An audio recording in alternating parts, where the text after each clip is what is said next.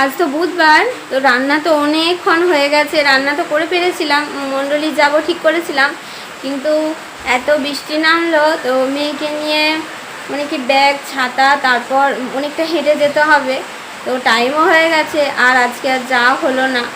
যাই হোক, দেখো বৃষ্টি হচ্ছে, খুব বৃষ্টি হচ্ছে, খুব বৃষ্টি হচ্ছে, একটু আগে আরও জোরে হচ্ছিল। তো এই বৃষ্টিতে আমি যেতে পারবো না ওকে নিয়ে। আর আমাদের এই সামনে এত কাদা হয়েছে, এই রাস্তার নিচে রাস্তায় খুব কাদা, তো আমি যেতে পারছি না, আজকে আর যাওয়া হলো না।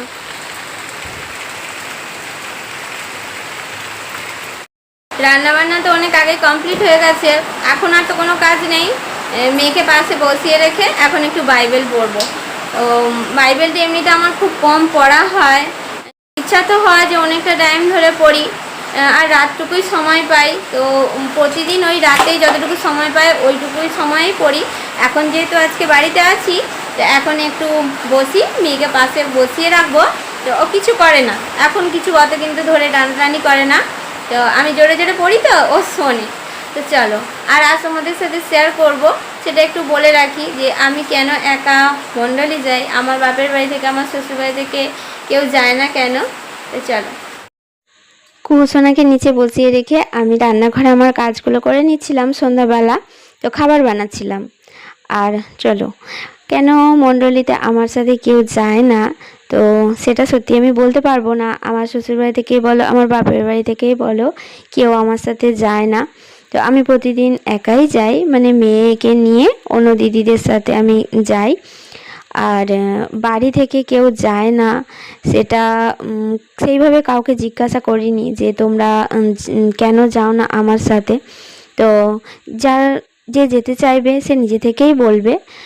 আর কিন্তু যখন আমি মণ্ডলী থেকে বাড়িতে আসি, আমার শাশুড়ি মাকে কিন্তু সব আমি শোনাই, আজ ওখানে এই হয়েছিল, এত বড় সাক্ষ্য হয়েছে জানো তো মা, উনি কিন্তু সব মন দিয়ে শোনে।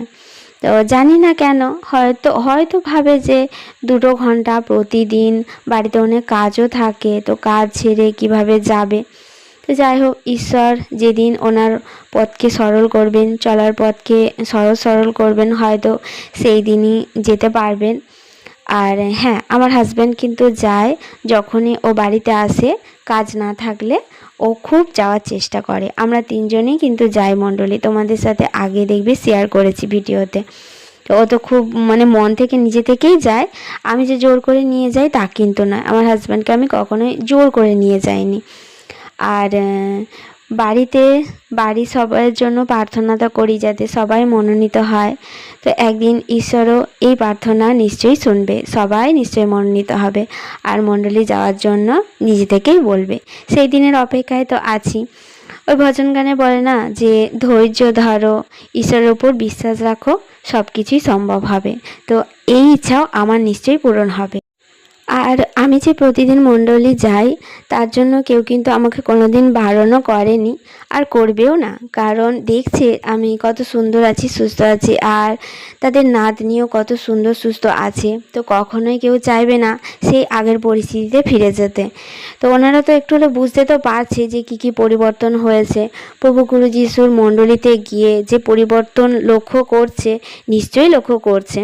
তো সেগুলো তো শেয়ারও করেছে আমার সাথে যে হ্যাঁ এগুলো অনেক সুন্দর হয়েছে। তো চলো, আজকে এতটাই শেয়ার করলাম, তোমরা সবাই সুস্থ থেকো, ভালো থেকো।